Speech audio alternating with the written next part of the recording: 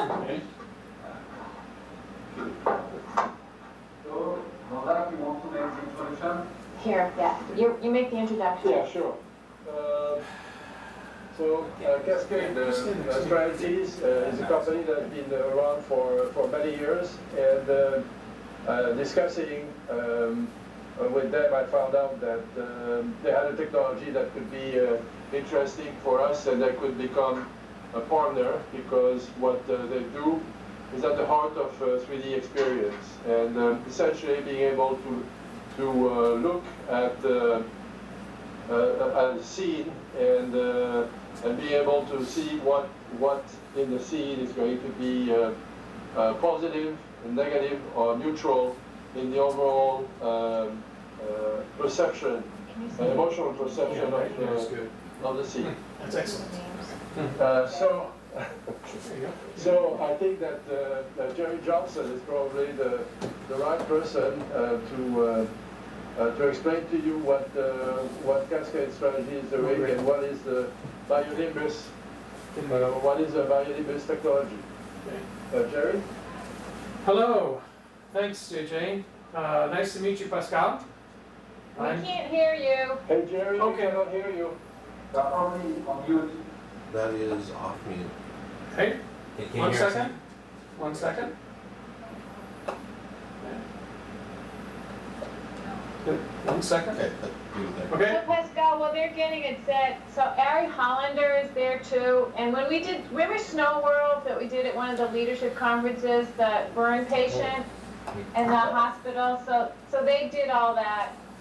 Yeah. Not necessarily Jerry, but Ari and others. So they're longtime friends and very smart guys.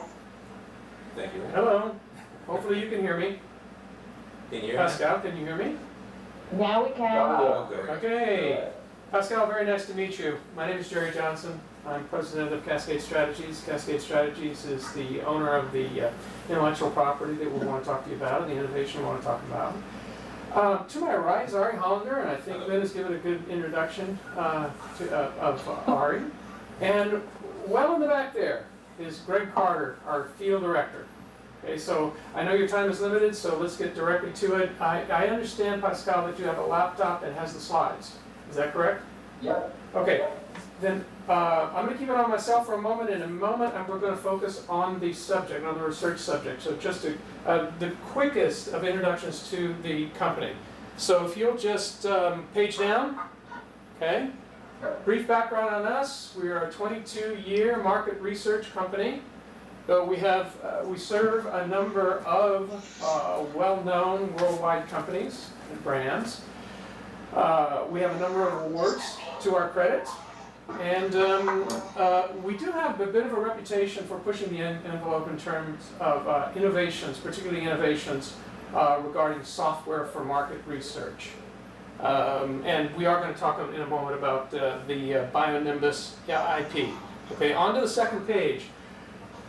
We are supported by good executives, I think. I think and hope that may be the case. We spanning the range from 20 to 35 years of experience in marketing, technology, and finance. You can see brief vignettes of our people there, but we certainly do have the background. Okay. I'm on page 3. We want to let you know that our fort is really software for market research. We are not a manufacturer of hard goods. We're not a hardware company. Okay. We develop software for market research applications. We run the projects. We recruit the client, recruit the respondents, analyze the results. When we need hardware, Pascal, we simply spec the hardware. We specify what is needed for that, whether it be eye tracking equipment, whether it be GSR sensing equipment, or what have you. Okay, so just to let you know, we're not a hardware company. We're going to focus on the bionimbus application. We are the owner of the intellectual property. We do have U.S. and international patents pending. The USPTO and PCT filings have been made. This is an application, Pascal, that measures the relationship between the human effect or biometric effect of a stimulus or a part of a stimulus. That's probably a little murky right now. I'm going to make sure it's not murky to you. I'm going to clarify that. Okay? In the CPG realm, which is what we're focusing on now, the stimuli are usually packages or elements of the packages. So we call them areas of interest. I know you're familiar with that term. And we make sure that respondents' eyes and brain waves, as well as their EDA, their electrodermal activity, or GSR, response is calibrated. So I'm going to focus for a moment on our, that shows you how stupid I am. I don't know. Okay. Which the staff already well knows. Okay. Okay. Okay. And Pascal, this is Hannah. Okay. And Hannah has been calibrated. Her brain waves have been calibrated. You see the headset. Her EDA activity has been calibrated. She has a wristband on that's sensing her galvanic skin response. She right now is, so I'm going to focus a little bit on what she's doing and then get on with the description, not too technical, but at least sensible, of what is being sensed, what is being learned, and what is being analyzed. Right now she's reviewing cereal boxes. Anything on a store shelf can be reviewed, but for the moment, these are cereal boxes. As Hannah pulls things off the shelf and turns them around, these are objects that have been marked.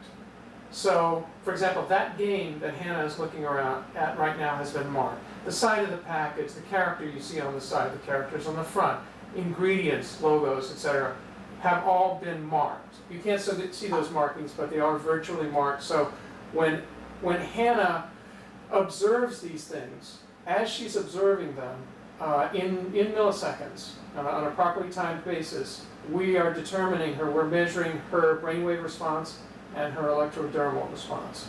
Okay, so I want to let you know that's what's happening. Back on the slides, I'm going to let you focus on what Hannah's doing and just let you know about issues having to do with validation, etc., so you can have confidence in the technology.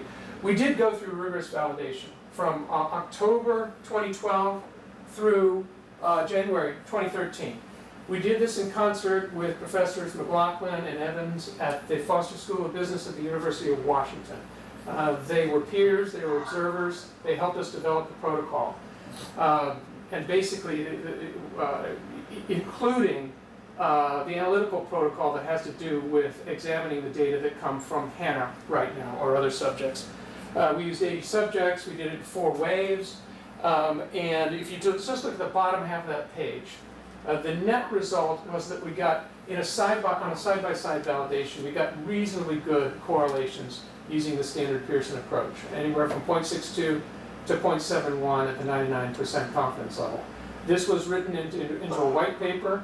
The peers who did that I've mentioned were observers during all the sessions where we recorded the data. They developed the protocol and helped us write their white paper, which has now been published. Okay, so we have validation. On the next slide, you see a little more color. It's been largely black and white up to now, but you see a splash of color here to let you know that when we start one of these projects, we begin by identifying the AOIs, or areas of interest. That's just a sample from an Applejacks package, and Applejacks happens to be part of the action that Hannah is involved in right now. So we mark or identify those AOIs. Okay. On the next page, you see something that I do not at all want to bore you with. I just want to let you know that we do it, and let you know that we try to practice good and appropriate science with it. I want to give you a quick look at a snippet of raw data. Okay? Our data, Pascal, are event-based. And what I mean when I say event-based is this is an example in which the respondent, Jordan, has looked at one of the areas of interest on Applejacks. It's area of interest number 2. But basically, when the data come to us raw, they simply give us the levels of those readings. We haven't analyzed the data yet, but if you look on the far right, you'll see that we are able to bring in the raw data at a sampling rate of 30 per second. So about every 33 milliseconds, we are able to determine the respondent's biometric state based on looking at that particular AOI. Okay, and the next page I want to let you know what the post-process data look like. Again, without overdoing it, just quickly want to let you know that when we post-process data, we aggregate it. Okay, and the way you know it's aggregated, if you look on the left-hand side, you see that you actually see 4 respondents. You see Curtis, Jessica, Kyle, and Leanna. What we're trying to say here, Pascal, without overdoing the matter, and I'm happy to overdo the matter with R&D if they want, but I don't want to overdo the matter with you, is what we are doing is we are aggregating the data in an innovative way. In other words, there's nobody else in the industry that's doing it that we can find right now.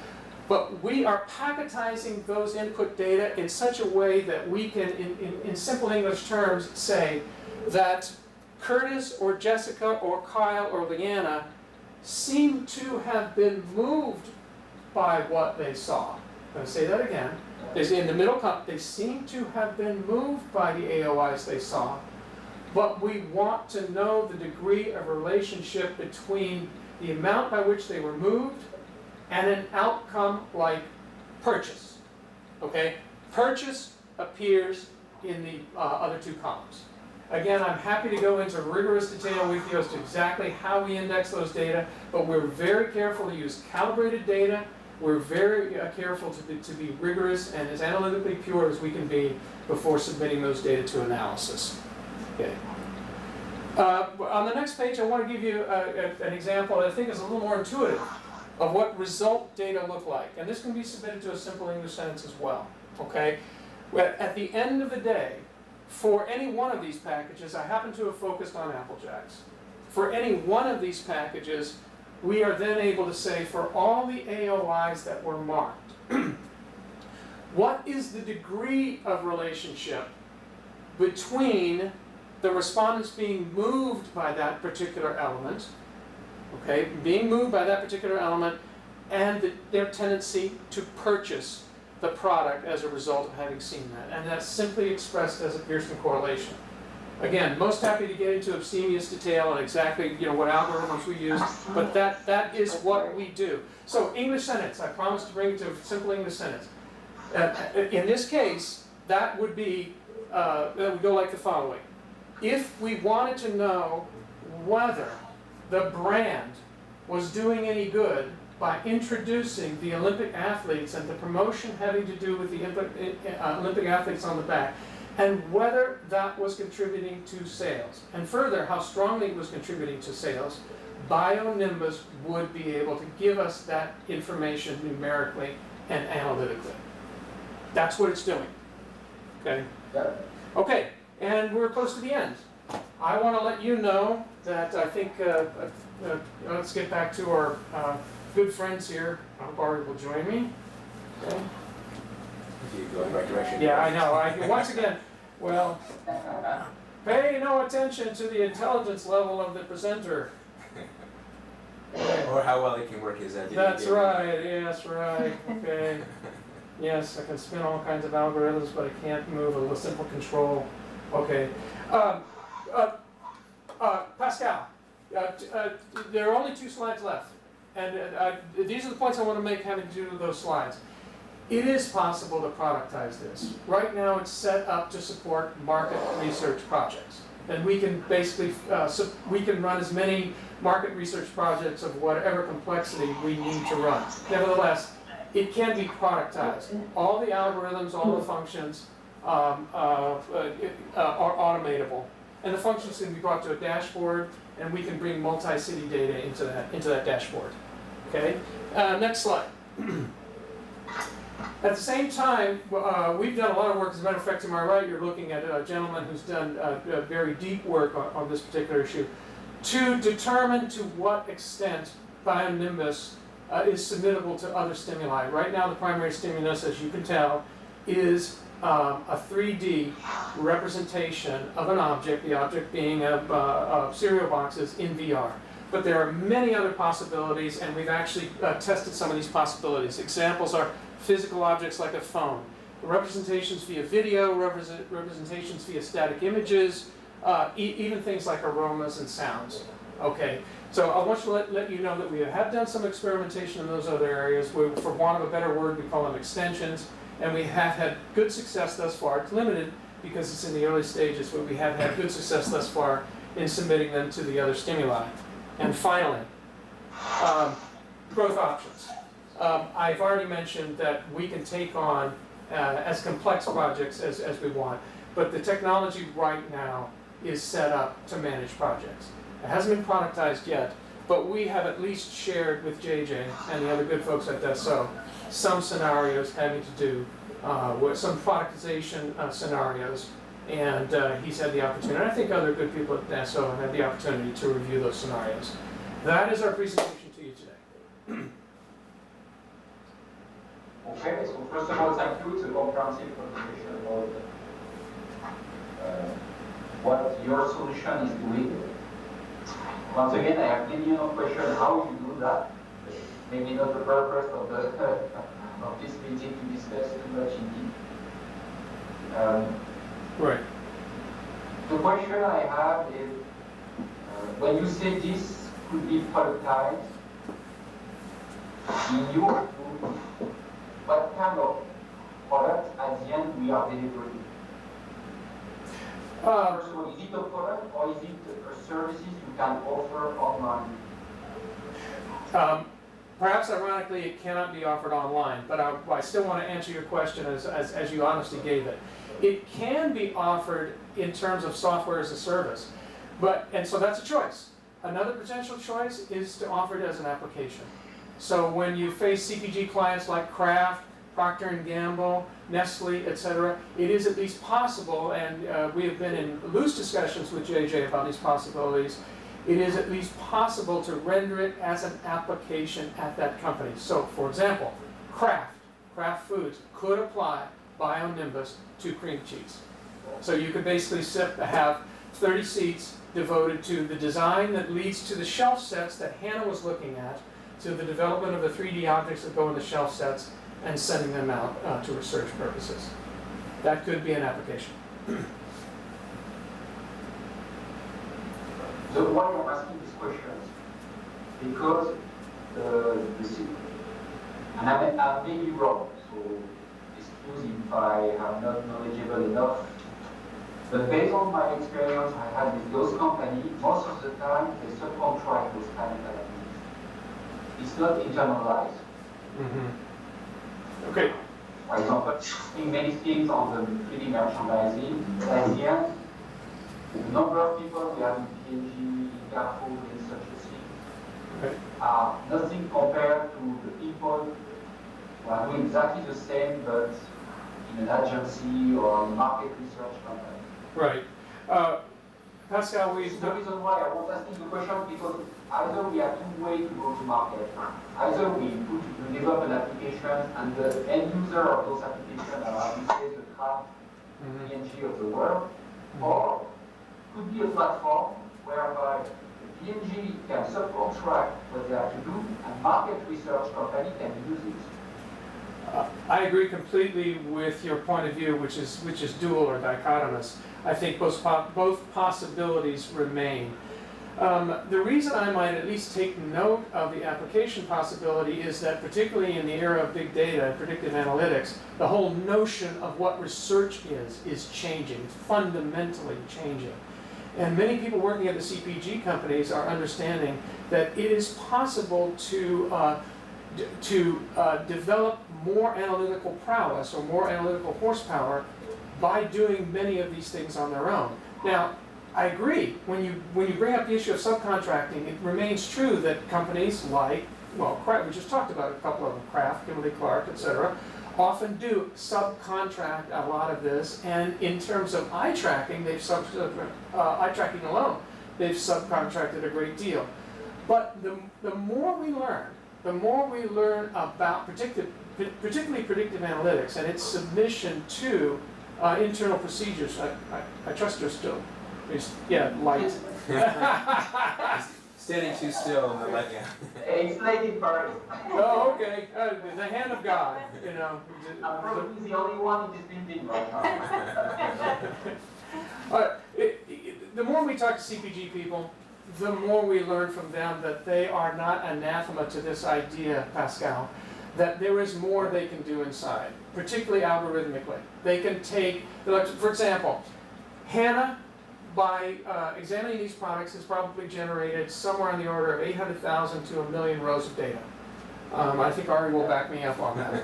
Okay, so we in effect are using a big data approach. It's not truly predictive analytics, but it's a big data approach. So all I'm saying is that the application possibility has merit, and we have had success recently in talking to some people, for example, at Nestle, about the possibility of using it, of seeing this as an application. But it's still quite possible as software as a service. Just wanted you to know the possibility was there.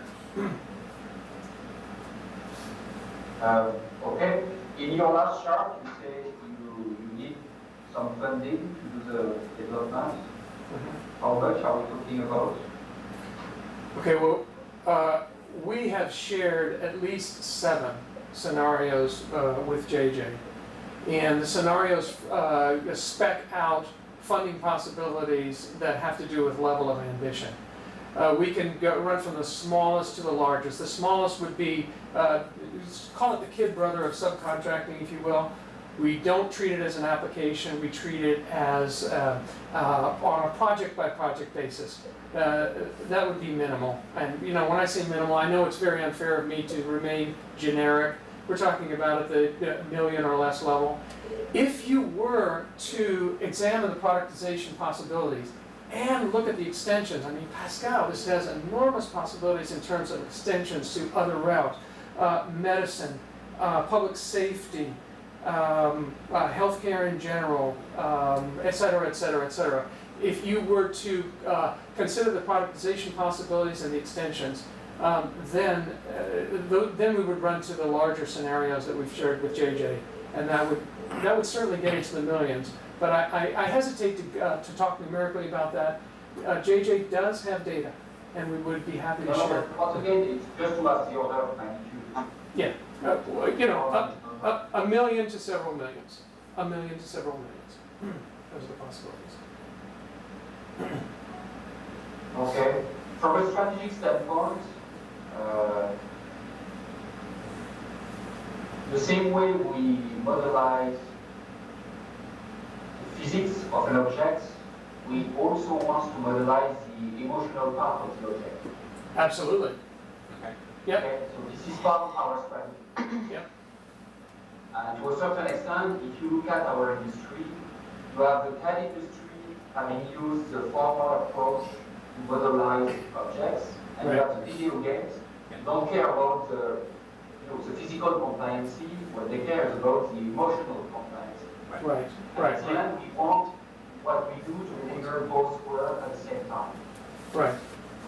When you do that, so this is at the modeling part. You are right, at the end, when you come to the business part of it, the first question people ask is, if you modify this, what is the change, or what would be the impact in terms of sales for me? Right. And today it's difficult to make the links for us. Okay. So we are investigating this entire space, including, people making the trade-off analysis, people doing, to a certain extent, what you are doing, trying to find correlations between images, color, and searches, areas. So it's definitely a domain we are investigating.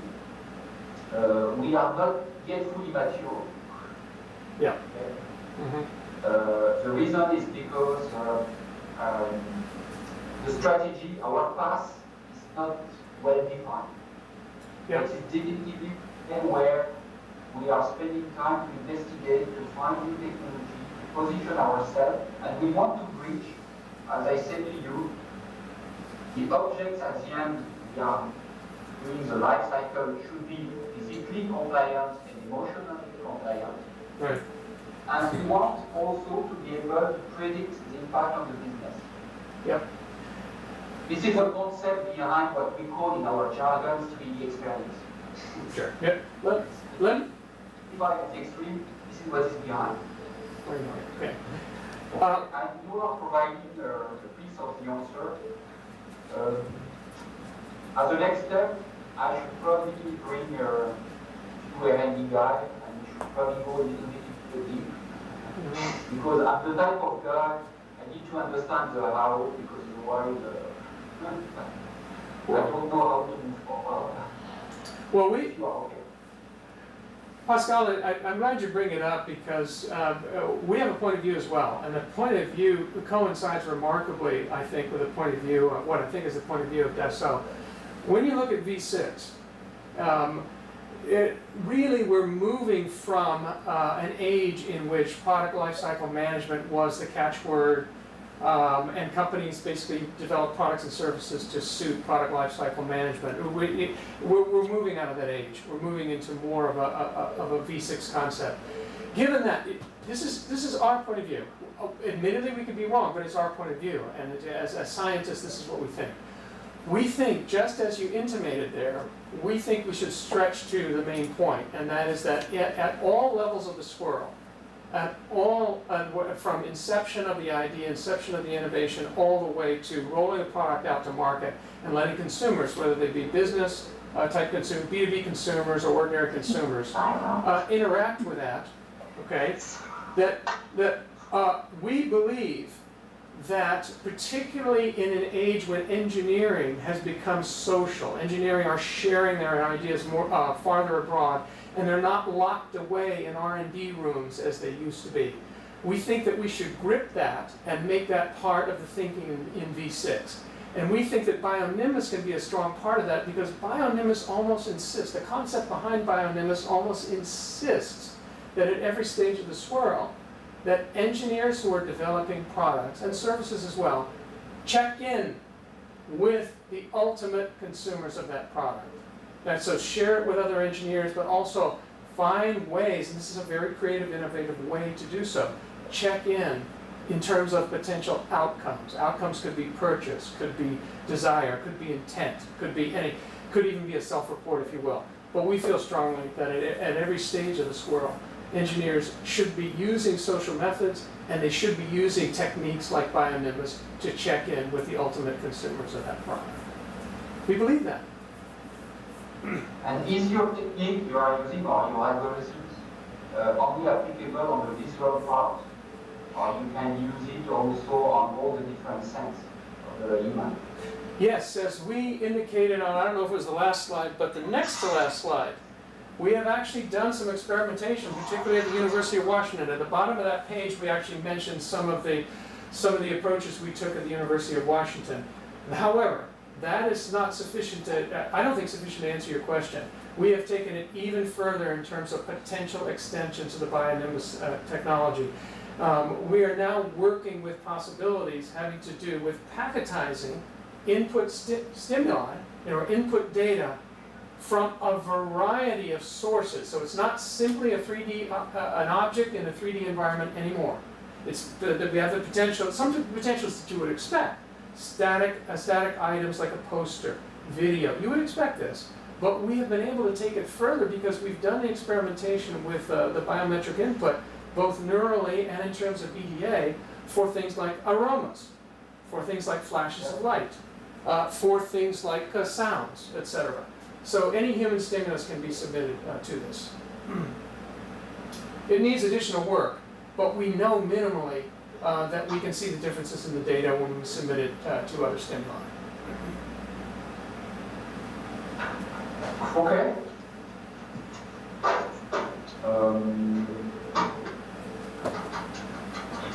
We'll probably set up another call or video conference. I'm traveling the next week, somewhere mid-December. Okay, all right. We're at your disposal. I will bring two other guys from the research and the development department. Yeah, I need to understand a little bit more the way you are doing it.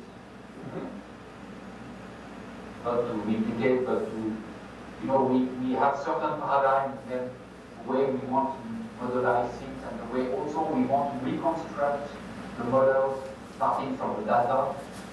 And I want to check if it's compatible or not. Sure. So while it's but I don't know how to link to Right. okay? Yeah, makes consummate good sense to me. Yes, sir. Happy to do that. So can I just ask one question? Because I'm not on either side of this right now. But is there any time, I know there's maybe this next thing Pascal's going to set up in December, but are you guys at any point in your development as a company or your financing that, is there anything we need to know that, like, we could have 3 years or we need 3 hours to make decisions about things? Just asking the question. Well, Lynn, I think the question's well asked. My broad answer, others may have slightly different answers, but my broad answer would be, if we look at ambitious product